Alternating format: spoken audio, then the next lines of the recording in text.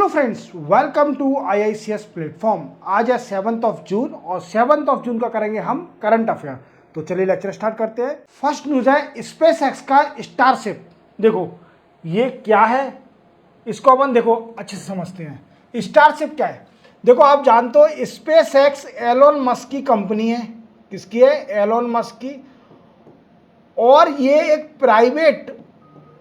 Private space organisation है।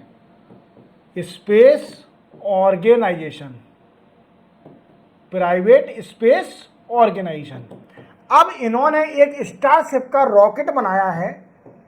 Rocket weekend से satellite rocket. क्या बनाया है मेरे दोस्तों? Satellite rocket. उसका नाम क्या है? स्टारशिप। अब इसका 4th टाइम टेस्ट हुआ था। क्या हुआ था मेरे दोस्तों? 4th ऑफ टाइम टेस्ट, मतलब 3 बार थोड़ा फेल हो गया था और चौथी बार सक्सेस हो गया है। We can say it's a success of in 4th time, we can say. और ये रॉकेट जो है ये रीयूजेबल रॉकेट है। Reusable and and and landing on moon rocket engine. Rocket engine means reusable क्या होता है कि सैटेलाइट को लॉन्च करके वो पृथ्वी पर फिर से आ जाता है। That is called a reusable. अब रियूजेबल में क्या है कि इसका टेस्ट करा गया तो ये इंडियन ओशियन में गिर गया। इंडियन ओशियन में आ गया वापस और इसको रिकवर कर लिया होगा। इंडियन ओशियन में वापस आ गया। That is a news. अब ये है क्या रॉकेट? तो कुछ बातें याद रखना। ये 2 स्टेज रॉकेट है, इसमें 2 स्टेज है और ये 400 फीट बड़ा है। 400 feet tall rocket for launching of satellite on moon. Clear? Starship के बारे में पूरा क्लियर हो गया। ये एक प्राइवेट ऑर्गेनाइजेशन, स्पेस ऑर्गेनाइजेशन का रॉकेट इंजन है जो कि Elon Musk SpaceX company ने बनाया है। ये रीयूजेबल इंजन है, ठीक है, रॉकेट इंजन। और ये मून पर लैंडिंग को, सैटेलाइट को लैंड करने के लिए काम में आएगा। और एक और बात याद रखना इसके न्यूज़ में कि ये 2 स्टेज है, 2 स्टेज का, जिसमें 400 फीट लॉन्ग भी है, टॉल भी है। ओके, तो इस चीज़ को अच्छे से याद रखना। आपसे पूछा सकता है कि स्टारशिप जो रॉकेट इंजन है वो किस कंपनी ने बनाया है और किस कंपनी, मतलब कहाँ पर वो लोकेटेड है। तो चलते हैं अपन नेक्स्ट न्यूज़ पर। नेक्स्ट न्यूज़ है हमारी, दिल्ली हाईकोर्ट ने डायरेक्ट करा है CIC को। देखो CIC जानते हो आप? ये क्या होता है? Central information commission. ठीक है, ये क्या है? रेगुलेटरी बॉडी ऑफ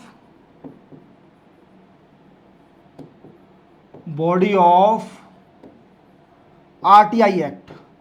RTI क्या है? राइट टू इंफॉर्मेशन, जिससे हम किसी भी इंफॉर्मेशन को गेन कर सकते हैं फ्रॉम दी गवर्नमेंट। अगर RTI लगाकर आप कोई भी इंफॉर्मेशन जानना चाहते हैं गवर्नमेंट से रिलेटेड या जो भी आपको पब्लिक से रिलेटेड, तो आप RTI में जा सकते हैं। पेटिशन, मतलब what I see that's application लगा सकते हैं, तो आपको इंफॉर्मेशन मिल जाएगी एक लिमिटेड पर्टिकुलर टाइम पर। अब देखो CIC ने क्या किया, इनके पास कोई RTI लगी थी, इनके पास नहीं, मीन्स RTI लगी थी।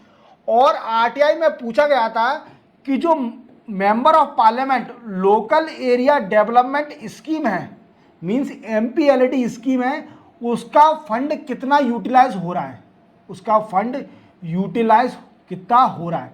अब यार सर आप नई नई टर्मिनोलॉजी बताते हो, member of parliament local area development scheme क्या है ये? तो देखो पहले अपन समझते हैं member of parliament local area development scheme क्या है। ये अभी बहुत इंपॉर्टेंट है क्योंकि कई सारे सांसद अभी इलेक्ट हुए हैं और उनको पैसा मिलने वाला है for development of their constituency. देखो MPLAD स्कीम क्या है? इसमें हर MP को 5 करोड़ रुपीस एनुअली दिया जाएगा। मतलब साल में 5 करोड़ रुपीज दिया जाएगा for the development of their constituency. जो भी डेवलपमेंट करना है वो कंस्टिट्यूएंसी में कर सकता है।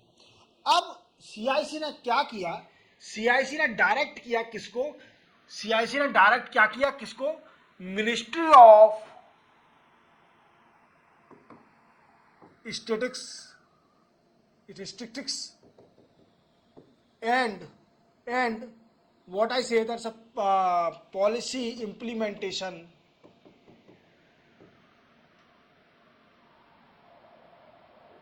इसको डायरेक्ट किया कि क्या कर रहे हैं कुछ एमपी जो इनको पैसा मिल रहा है 5 करोड़ रुपीस, उसका वो यूज नहीं कर रहे हैं और उस पैसे को रिजर्व करके रख रहे हैं। क्यों रिजर्व करके रख रहे हैं? वो उस पैसे का यूज करेंगे जब इलेक्शन होने वाले होंगे या उसके एक साल पहले इलेक्शन होने वाले होंगे या उसके एक साल पहले इस पैसे का यूज करा जाएगा, जिससे क्या होगा कि पब्लिक में अवेयरनेस बढ़ेगा कि सांसद तो बड़ा अच्छा है यार, सांसद तो डेवलपमेंट दे रहा है और इलेक्शन के टाइम में वोटिंग भी मिलेगी। तो इससे क्या होगा कि डिस्क्रिमिनेशन होगा और पार्शलिटी होगी, partiality between new candidate and elected MP. आप समझ रहे हो कि मतलब आजकल जो सांसद लोग हैं, जैसे आप देखिए कुछ सांसद वो क्या करते हैं कि एमपी एलईडी में उनको फंड मिलता है, वो उस फंड को रख लेते हैं, ठीक है। जब इलेक्शन आने वाले होते हैं उसके एक साल पहले उस फंड का यूज़ करते हैं फॉर द डेवलपमेंट पर्पस, और जिससे कि पब्लिक को दिखे इलेक्शन के टाइम कि हाँ सांसद ने कुछ किया है, कुछ डेवलपमेंट किया है एमपी ने। तो ये चीज़ गलत है। तो सीआईसी जो सेंट्रल इंफॉर्मेशन कमीशन है उसने डायरेक्ट किया ministry of statics and public policy implementation को, बोला गया कि आप इसको रोकिए, ऐसा ना करें और एनुअली खर्चा करें जो भी एमपी हैं। देन आफ्टर हाईकोर्ट इसमें कूद आई, हाईकोर्ट ने इसमें जम मार दिया और सीआईसी को फटकार लगाई। क्या फटकार लगाई?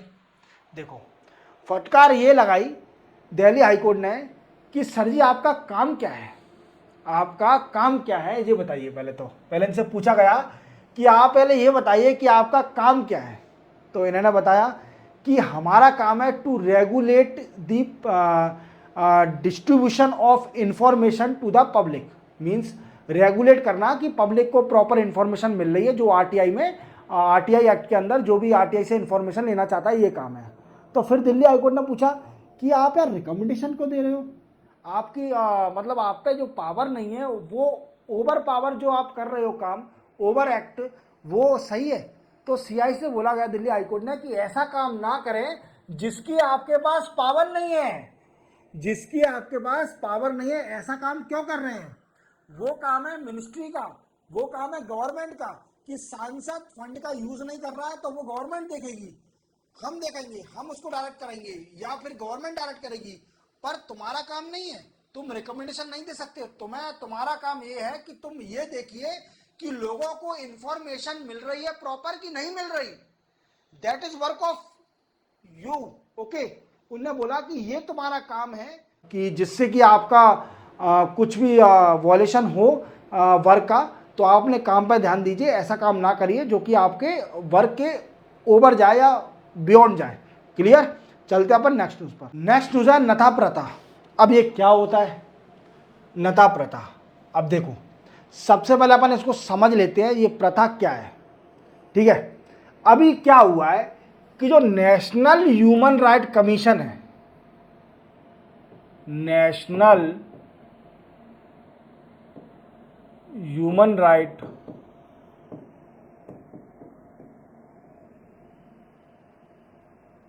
कमीशन, उसने डायरेक्ट किया है, direct to ministry of women and child development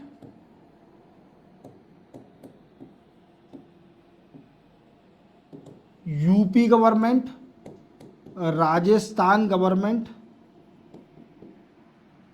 और एमपी गवर्नमेंट। क्लियर? इनको नेशनल ह्यूमन राइट ने डायरेक्ट किया है कि आप इस प्रथा को फिनिश करें, इसको रोकथाम का प्रयास करें, मीन्स इसको खत्म करने का प्रयास करें नथा प्रथा को। अब आपके मन में आ रहा होगा कि ये नथा प्रथा है क्या सर जी, आप तो बता तो रहे हो बड़े शौक से कि नेशनल ह्यूमन राइट कमीशन ने डायरेक्ट किया है कई सारी स्टेट और national ministry of women and child development को कि नथा प्रथा को खत्म करें। ये कौन सी प्रथा है ये तो समझाइए। अब ये प्रथा क्या है कि देखो कुछ स्टेट में ये कुछ कम्युनिटियां होती हैं, क्या है कि कुछ स्टेट की कम्युनिटी क्या करती है, वो अपनी फैमिली की गर्ल बच्ची होती है उसको बेच देती है, sell either in stamp paper और चाइल्ड मैरिज।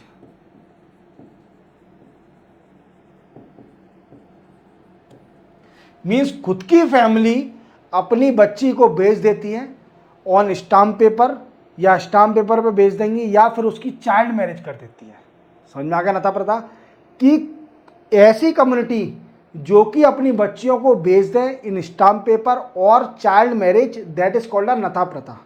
और इस नथा प्रथा जो प्रथा है इसको खत्म करने के लिए नेशनल ह्यूमन राइट कमीशन ने डायरेक्ट किया है ministry of women and child development and Rajasthan, UP, Madhya Pradesh government को कि आपकी स्टेट में जो भी कम्युनिटी रह रही हैं जो कि नथा प्रथा को फॉलो करती हैं उन पर इस रोकथाम को मतलब कुछ एक्शन लें जिससे कि नथा प्रथा ना हो, उन गर्ल का ह्यूमन ट्रैफिकिंग ना हो।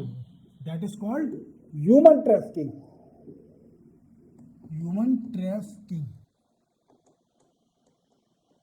ह्यूमन ट्रैफिकिंग ना हो, that is a main point. Clear? चलते अपन नेक्स्ट न्यूज पर। नेक्स्ट न्यूज है हमारी मॉडीज रेटिंग। देखो अब ये क्या करती है, देखो ये एक बॉडी है जो कि क्रेडिट रेटिंग देती है, क्रेडिट रेटिंग। अब इन्हें कुछ और किया है, हर कंट्री को क्रेडिट रेटिंग देती है पर इसने कुछ और किया है। इंडिया को बताया है कि इंडिया का जो टारगेट है, इंडिया क्या टारगेट है कि 500 gigawatt energy generate by renewable energy by 2030। 2030 तक 500 गीगावाट एनर्जी जनरेट करना बाय रिन्यूएबल एनर्जी। तो मोदीज रेटिंग ने एस्टिमेशन लगाया है कि सरकार को कितना पैसा चाहिए इस टारगेट को अचीव करने के लिए 2030 तक। तो देखो सरकार को $385 बिलियन इतना पैसा चाहिए जब इस टारगेट को अचीव कर पाएगी। अब देखो इंडिया तो आप जानते हो, इंडिया में कई सारे प्रॉमिस होते हैं गवर्नमेंट की तरफ से और जिसमें से 80 या 70% प्रॉमिस गलत हो जाते हैं। जैसे कि इंडिया ने पहले टारगेट रखा था कि 175 गीगावाट एनर्जी जनरेटेड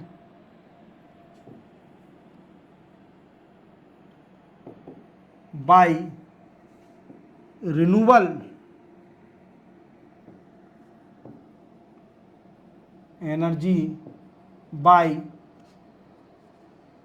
2022।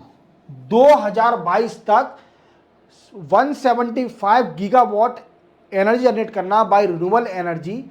तो ये टारगेट तो मिस हो गया। मिस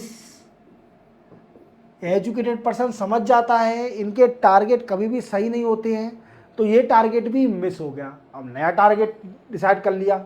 अब लो 175 तो छोड़ो, अब तो 500 करेंगे, 500 एनर्जी जनरेट करेंगे बाय रिन्यूएबल एनर्जी। ये पॉलिटिशियन के वादे हैं कि 175 की तो बात ही नहीं कर रहे हैं हम, 175 अब वो 500 गीगावाट एनर्जी जनरेट करेंगे।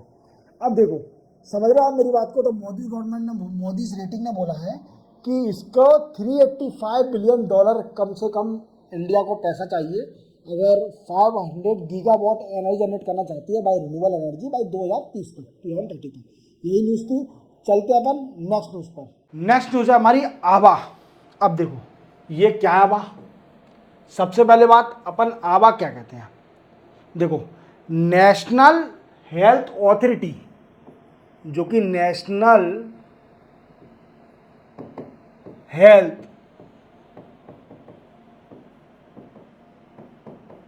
ऑथोरिटी है, उसने क्या किया है। नेशनल हेल्थ ऑथोरिटी ने एक स्कीम या we can say that's a proposal या स्कीम निकाली जिसका नाम था आभा। अब ये क्या था, इसका मेन मोटिव था एम टू डिजिटलाइज्ड हेल्थ को डिजिटलाइज करना। अब देखो मेरे दोस्तों, आप ना इस टर्मिनोलॉजी को तो जानते होंगे, OPD, we can say out patient department. OPD को तो मेरे सभी दोस्त जानते होंगे। ओपीडी क्या होता है कि आप सरकारी हॉस्पिटल में जाते हो तो आपको फ्री सेवा के जरिए या 5 या 2 रुपये लेके आपको डॉक्टर से कंसल्ट करा दिया जाता है, सरकारी डॉक्टरों से। दैट इज कॉल्ड ओपीडी, जिसमें आप डॉक्टर से कंसल्ट कर सकते हो फ्री सर्विस में, या 5 रुपये दे के या 2 रुपये दे के मेंटेनेंस दे के, या 1 रुपया दे के, या फ्री दे के आप कंसल्ट करा सकते हो। अब क्या होता है मेरे दोस्तों, आपको पता है अधिकतर लोग ओपीडी में जाना पसंद नहीं करते। क्यों पसंद नहीं करते? क्योंकि उनको लगता है कि मैं ओपीडी में जाऊंगा, जो काम मेरा 5 मिनट में होगा उसके लगेंगे मुझे 5 घंटे, 5 आवर मेरे को लग जाएंगे लाइन में लगे लगे, मतलब हालत खराब हो जाएगी। एक तो वैसे भी गर्मी का माहौल है, अभी तो नहीं पर तो अभी आप जानते हो कि गर्मी तो इंडिया में वैसे ही बहुत होती है। तो गर्मी में 5 घंटे आपको 5 मिनट का कंसल्टेशन, 5 मिनट तो मैंने बहुत बोल दिया। ओपीडी में आप सरकारी हॉस्पिटल में जाओगे तो 5 मिनट तो मैंने बहुत बोल दिया। आपको डॉक्टर सिर्फ ओनली 1 या 2 मिनट देखता है, सिर्फ ओनली। क्या? आपके सिम्टम पूछेगा और इतने होशियार होते हैं वो समझ जाते हैं क्या है, ये दवाई ले जाओ, जाओ सही हो जाओगे। फिर वो सही हो चाहे ना हो वो अलग बात है, फिर आप प्राइवेट हॉस्पिटल जाओ या कुछ भी करो, वो आपका मैटर करता है। पर आपके 5 मिनट का काम, 1 या 2 मिनट का काम जो कि 5 घंटे में हो रहा है, इसको रिजॉल्व करने के लिए, आभा स्कीम बनाई। क्या बनाई? आभा स्कीम। इसमें क्या होगा, डिजिटलाइज कर दिया हेल्थ केयर को। अब देखो इसमें क्या होगा,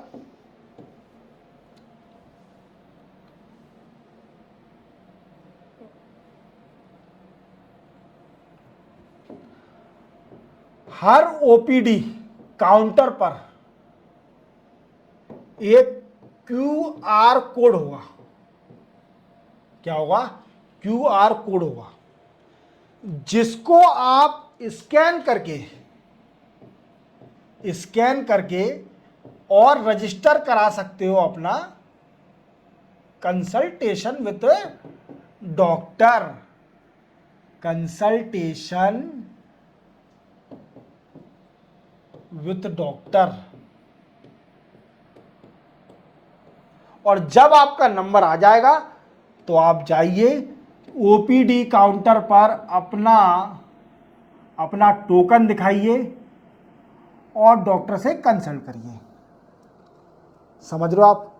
तो हेल्थ केयर को डिजिटलाइज कर दिया। क्या कर दिया? डिजिटलाइज कर दिया। अब सर ये न्यूज में क्यों है? आपने स्कीम तो समझा दी, अब ये स्कीम सक्सेस होते जा रही है। क्या हो रहा है? सक्सेस होते जा रही है। अब मुझे क्या लगता है, मेरे पॉइंट ऑफ व्यू से सक्सेस क्यों होते जा रही है? क्योंकि क्यूआर कोड स्कैन करना आजकल हर आदमी को आ गया है। क्योंकि फोन पे पेटीएम, इसने रिवॉल्यूशन ला दिया। किसका? क्यूआर कोड स्कैन करने का। किसका? क्यूआर कोड स्कैन करने का रिवॉल्यूशन ला दिया है। तो जिससे क्या हुआ है कि हर आदमी को स्कैन करना आ गया है क्यूआर कोड। अभी तक देखा जाए तो इसमें 3 करोड़ रजिस्ट्रेशन हो चुके हैं, 3 करोड़ रजिस्ट्रेशन हो चुके हैं और ये स्कीम सक्सेस है। ठीक है, क्लियर हो गया।